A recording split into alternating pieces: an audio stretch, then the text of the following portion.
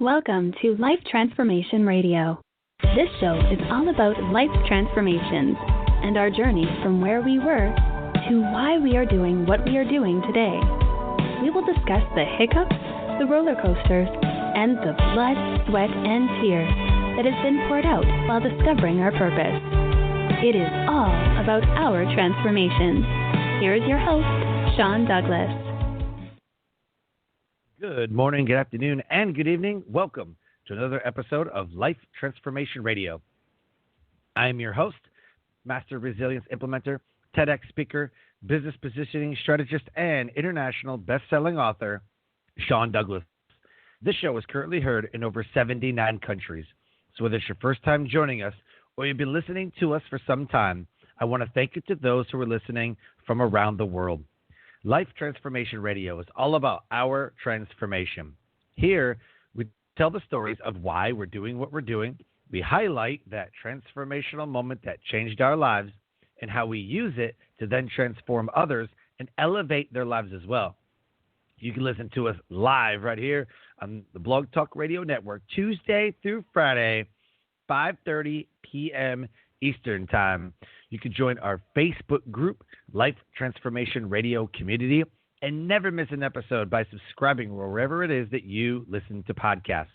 Life Transformation Radio can be heard on Apple Podcasts, Stitcher, Spreaker, Spotify, TuneIn, Player FM, Radio Public, Overcast, Castbox, Himalaya app, the Google Play Music app, Pandora, and you can subscribe to our YouTube channel at Life Transformation Radio. My guests on the show are entrepreneurs, speakers, business owners, coaches, podcasters, authors, amazing human beings that are impacting the world around them. And my guest today has done exactly that. If you have any questions for any of the guests that I bring on the show during our live broadcast, you can call us up at 657-383-1109.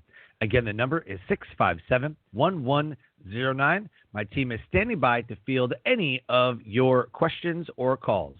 And with that, please help me welcome to the show my guest for today, Marian McSpadden. Marian, welcome to Life Transformation Radio. Thank you, Sean. Thank you so much.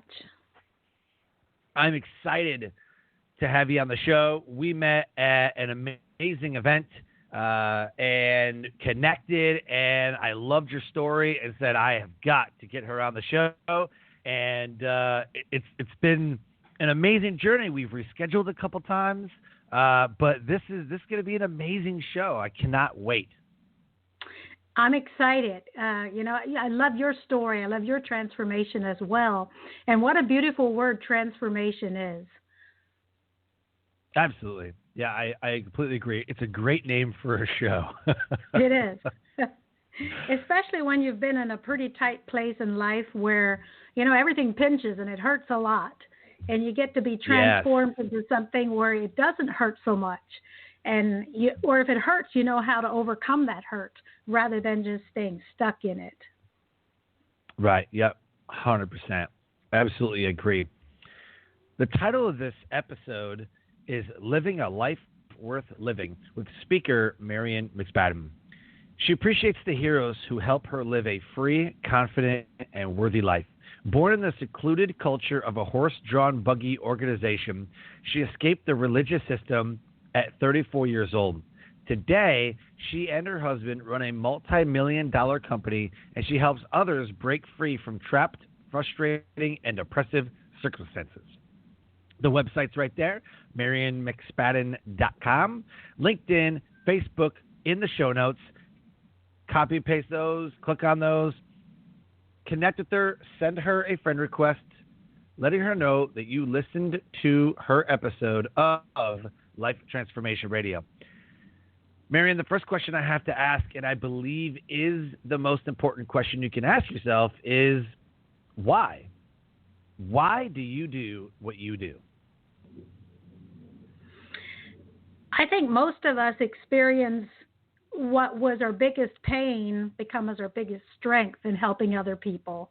And when I broke free, that was such a transformational time in my life and went from hopelessness to realizing that the world is mine. I've got every opportunity, and all I have to do is have the courage to take that first step into that new unknown territory and be willing to know that it might not all work out the way I thought it would, but still have that courage to step in and to believe that there's something more out there. And that is why I do it, because I know there's listeners on your call. I know there's people in every part of the world that are human just like I was, and they have emotions just like I did. And sometimes we need a little helping hand to get out of that stuck spot. And that is my why. That is why I wake up in the morning excited to talk to the next person I get to, whether it's on a podcast or on a platform or one-on-one through my private coaching. But I love to see people get out of that stuck place. I love what you said about courage. And it seems that, and you were completely 100,000% correct, that our worst moments tend to become our best moments. Our worst moments tend to become our strongest moments. And we use those. And that's why I love this show, is it's designed for the guest to be vulnerable about those moments. And for the listener to realize that you're not the only one. Someone in this world feels like I'm the only one that feels this way. I'm the only one who's gone through something like this. I'm the only one. But you're not. You're not the only one to ever go through, maybe not the exact situation, but something like it. And you're also not the first person to use their story to empower somebody else to use theirs. So I loved how you said that deep, dark moment, right? We tend to start using that as a way to help other people. And the courage to do that, I think, is absolutely beautiful. That's what it takes. It takes courage. And part of the reason it's an unknown place, we don't know what it will look like when we take that step because it's out of our comfort zone. You know, Sean, when I started taking my first steps out of that place that was dark and heavy, I felt like I'd stepped out of my comfort zone, and it took me a long time before I ever felt comfortable again. Now, when I get too comfortable, I start feeling uncomfortable because I'm comfortable. Got it. Yeah. That makes sense. So the focus of the show is all about your transformational moment. What is that moment that happened to you, changed you, and put you on the path to what you're doing today? Well, it's pretty much a 20-year journey for me to today. And I can remember that first moment when I was riding a car with someone else. That's pretty ordinary and common, isn't it? And that person was able to see my pain. They were seeing my cover up, my facade of saying, hey, I've got my life together. I'm good, but I'm a wreck on the inside, and it's coming out, and I don't know it. I think I'm looking good, but I was pretty rotten for those who had a little bit of eyes to see. And this person turned their head to me and said, Marian, you are stubborn and unsubmissive, and some more words that I cannot remember. And I remember I just jerked my head and looked at that person like, what? I thought I was this religious, pious girl who was this good girl, and you're calling me stubborn and unsubmissive? I thought that was the farthest thing from the truth.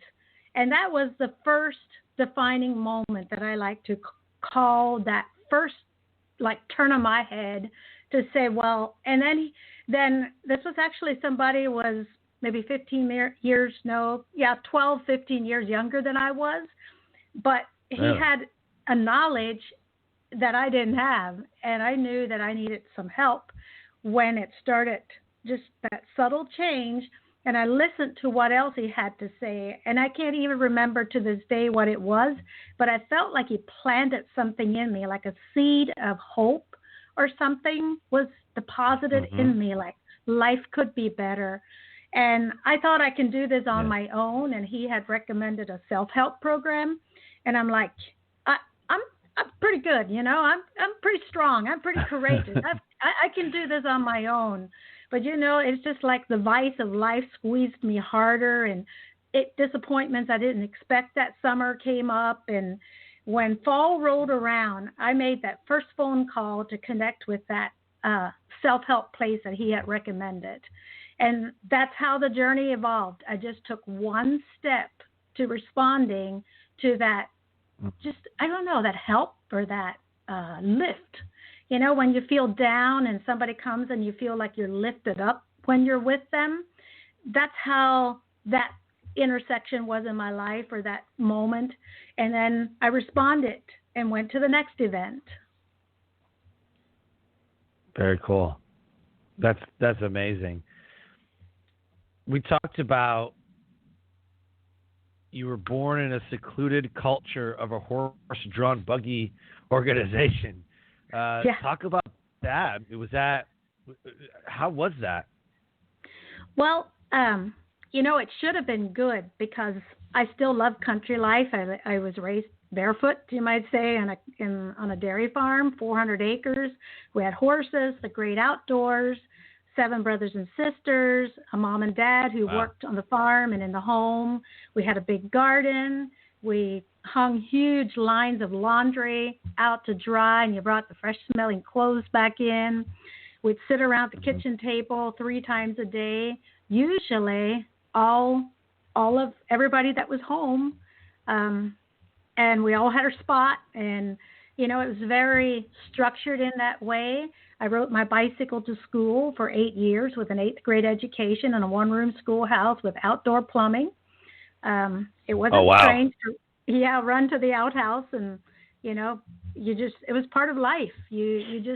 I didn't know I was deprived of anything. I felt like I had all the means that I needed, and we played games together. We were somewhat musical. We didn't have instruments, but we would sing a cappella together. And, there were so many good moments in that culture. Yep. And there's parts of it that I loved. Actually, absolutely grieve in a way that I don't have today, of community and being with family and big family gatherings. And because I took a different journey, some of that has become a sacrifice in my life. And the other part of it that was the difficult part was there was a cap on it. Nobody knew how to help my emotional pain and the traumas that had happened to me that I didn't know how to recover from. And those emotions that were trapped, not having a voice, not knowing where to get to for help, is what really brought me to the bottom. And that's when that young man came into my life, spoke into my life, and I started responding to something different. Yeah. Yeah, and just the story, the through line of that, a lot of people can relate to that. They might have big family gatherings. They might not realize that that's not the way of life for a lot of other people. There's a lot of different religious organizations with LDS and FLDS, and the Amish, and there's a lot of other organizations out there that live a certain way, and you would never know because they're so secluded. However, outside of that, most people, I think, would relate in the sense that maybe they lived in an abusive household. On the outside, everything looked great. On the outside, when you go to school, everything's fine, but nobody knows what actually goes on inside the home. So that can be a way of living oppressed. And that's what I dealt with, was the abuse and all that. And then there's other ones that, they're in the foster care system. And so they're bounced around from house to house, and they're living kind of an oppressed life. They're stuck in a system, that's not good. So I think there's a lot of different ways that we can apply the principles that you teach about living free and living not oppressed, right? So let's talk about that. As a coach, as a speaker, how do you take what you've learned? How do you take your story and elevate the world around you? Well, Sean, just because we believe it's true doesn't mean it's true. So when we can start challenging some of our belief systems just because it's always been that way. You know that story of Grandma putting the ham in a roaster and cutting the end of the ham off, and then her daughter cut the end of the ham off before she put it in the roaster, and the daughter did, and then the granddaughter did, and one day the granddaughter was asked, why you cut the end of the ham off to put it in the roaster? And she said, well, my mom always did. So she asked her mom. Her mom says, well, Grandma always did. So Mom asks Grandma, and Grandma says, well, my pan was too small. So all these generations, they were still cutting the end of the ham off because the pan was too small way back when. And I think how I grew up depicts that very much in the religious organization. It was a faith and a belief system that was handed down through generations. But we do it in every area of life. You know, we do it in culture and gender, and we do it through the school systems. We do it through family patterns. We do it through religious organizations. And just because, or read the news media, sometimes because somebody says it doesn't mean necessarily that it's true. And just because we believe it doesn't mean it's true. So if we can identify our belief systems and say, well, that may be true for someone else, but is it true for me? Wow. And then we come up with a plan and say, okay, this is not working in your life. What would you like your new life to look like? And plan that escape from that. Now, I literally left in the dark, Sean, because I knew that if I would speak to my family about what I was experiencing and the freedom, and I'm a person of faith, and God came to me in a way that I didn't know was possible through that intense time of trying to find my way when I first started feeling like, hey, there could be something more. Well, where do I go for more when what I have been taught is this? So it was a very conflicting time to work my way out of that. But I experienced God in a way that I didn't know was possible, and he kind of became like that beacon of light on the inside of me, and I really trusted that. And when I followed that, that is what took me on a different path ultimately, because I didn't want to do wrong. I didn't want to be the black sheep of the family or the runaway, but I literally left in the dark. And so for other people, that escape or that transition time may look different. Mine was a literal leaving one world culture into another world culture within the United States. The things that I knew, the new people in my life didn't know. The things they knew, so much of it I didn't know. So it was like a whole culture shock, going from driving a horse and buggy to having your own driver's license and driving your own car and going to a store and buying whatever clothes you wanted. And so I had to walk that out. What does that new life look like? What does that life look like on the other side of that transformation? Who am I really? And what do I look like if I don't identify with the family of my past? Who's going to be my new family? You know, there's a lot of unknowns. And so when you transition past what it is for you, because this is my story, and it's not about my story, it's about your story. And those that are listening, it's about their story. How does that translate for them that they make that escape from what is not working, the trapped, frustrating, and oppressive circumstance, or just, you know, something that needs a refreshing. Maybe it is pretty good, but sometimes pretty good can become dull because we're not growing, we're not being inspired to continue to the next level. So in my speaking and my coaching, we go through this. Now the escape is planned. We know what that new area that we're heading to. We're going somewhere. We make a plan and know that most of the plan may not work out exactly like we thought it would. But we do it because there's a payoff. Because if that's not the right door, I had to try doors that I thought were going to open and they didn't open. And I had to step back and say, okay, I pushed on this door 3 times and it's not opening. So let's step back a minute and see what the other path is. And the door will open if you keep looking and you keep being open-minded and not fall down and become discouraged and run back. Because if we don't keep that courage, we're going to go back to what we were before. Which is what most people do, though. You know, we see it with abuse victims, domestic assault. You know, they make excuses like, oh, he didn't mean it, or it was an accident or whatever, and then they try to run away. Like, I can't keep doing it, and then they go back. You know, and I think there's an element that we don't talk about. I think there's an element that it's not just the way of life, but it's your programming. You've been programmed to say that this is the life that you're supposed to live in seclusion or in a religious organization or whatever. I think it was probably 10 years ago by now, but there was a religious cult that was busted up in Texas. I think it was like 2008 or even 2006 maybe. But there was a religious cult broken up. And there was a ton of women and maybe like a couple guys. There was a ton of kids, tons of women. I think it was FLDS, the Fundamentalist Latter-day Saints. I think that's what it was, but I'm not sure.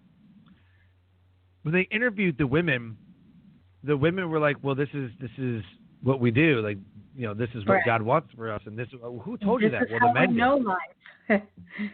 Yeah. Well, the men told us. This is our teachings. Like, this is what we were told. And then the kids are like, well, this is just what we were told, that this is how we have to live. Like, this is our life. Yep. You know, so I think it has a lot to do with the programming that somebody receives. Yes. Yeah. You know, we can look at Prince Harry. If you followed the story of Prince Harry and Meghan, they left the royal palace. A little bit. What was with that? Well, I don't know so much either, but you can see from looking from the outside in that Harry became dissatisfied with the culture that his family of origin had, enough to make a major change. Yeah, all I know is that there was an article last year sometime. And I believe, who was it? Meghan Markle, I think her name was, right? Yes. There was all these tabloids and all these magazines that are like, Meghan's stirring the pot and the Queen is upset with Meghan and she needs to go. And like, there was all this stuff, you know? And I just, from, like you said, outside looking in, and again, I'm not sure, but what I can surmise from everything I've read is that she didn't agree with the way that people were treated. She didn't agree with what was the culture, as you say, the culture, right? Yes. And decided that wasn't for her, and instead, which would be a huge decision for anybody. Yes. And instead of leaving his wife to go, well, this is my royal family and this is what I have to do, he decided to leave the family in support of his wife. Now, anybody in that same situation would have been like, I don't know. I mean, we're kind of rich and we own England. Like, I don't know. Right. You know, like with the royal family, like, I don't know. You know, and that's a lot. I mean, where'd Meghan come from? They went to Canada or something. I think they moved to Canada. I'm not even sure that's where she's from. Maybe that's where she's from. I think she's from Canada. But it was like, what are you going to do? Go from a palace and running things to what, a 2-bedroom apartment? Like, I mean, they cut him off. I remember that. Like, they cut him off. Like, you're done. You relinquish your titles. You relinquish your money. You were like you're gone. See ya. Now, how long that lasts for, I have no idea. But I'm like, how hard does it have to be a prince, to be the royal family, to be? I mean, how hard's it got to be to leave? Well, I think it's a perfect example that when somebody believes something strong enough that they're going to stand up for family, not only his wife, but his child, and say, this is important to me. Yeah, this is important to me. And I would love to see more of that happening in the world, where people would lay down petty little differences and say, you know what, I don't really like that, but this is important to me. Let's take care of the family. Let's let go of that offense between us. And you're basically a good person. I'm basically a good person. And if we just got a little bit better, we could make this better again if we can let go of that offense. And look what we can do for our children.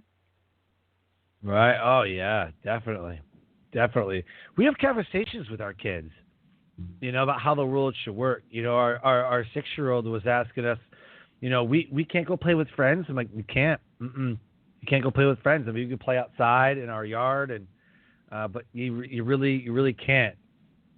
I said, that because of the virus? Yep, that's because of the virus. Yep. And it seems like you're talking out of a end of the world, end of days movie. Like, nope, can't go outside because of the virus. Yeah. We've had flu for decades, forever. We've had flu, and you get flu shots, and you take precautions, but it's so weird for us to say, nope, can't go outside because of the virus, And she's like, well, when's it going to go away? I'm like, I don't know. And so it's tough, So she's being programmed. I'm not naive. She's being programmed right now. And even our 2-year-old is being programmed right now. My wife and I will play around and tickle each other and wrestle around or whatever, because that's what, married couples do, And the 2-year-old will jump on top of us and scream at us to stop, and maybe think that we're hurting one another, and she'll start crying, and I'm like, no, we're okay. Like, we're fine. Like, so I'm cognizant of, what am I programming into my kids? I want to have a childhood that they don't need to recover from. Like I had to recover from. I had to recover from physical abuse and emotional and mental abuse, and how I'm not good enough. And I learned that that's what abusers do. They tell you you're not good enough, you can only be with them. They break you down so that you feel less than the person who's abusing you. And so you'll never leave, because you don't think that you're worth you're worth loving. It's just not true. I mean, well, you can take that cult in Texas, which was, the extreme end. I did not come out of abuse like that. I was not I was psychologically trapped, you might say, and then emotionally wounded, and didn't know how to recover from that. So I became trapped in my own thinking, my own brokenness. And part of that was sexual abuse. Part of that was, nobody knew how to help me, and they couldn't give more than what they had. I really had a strong, courageous mom who is a role model in so many ways. She was a peacemaker. She knew how to get through difficult times. It didn't matter what it was. She would just put her head down and go to work and keep going. I never heard my mom complain about one thing in the world. But when it came to emotional things, she didn't have anything to give. She didn't know how. And I understand that today, and I respect my mom, and I want to be sure that when I speak of my family of origin, that there were so many good things about them. But it is those little fine things that we're ingrained and doctored in, and it's so hard to break free from. I think ultimately all children will have to make a decision sometime in their life. What is their way? What are they going to do?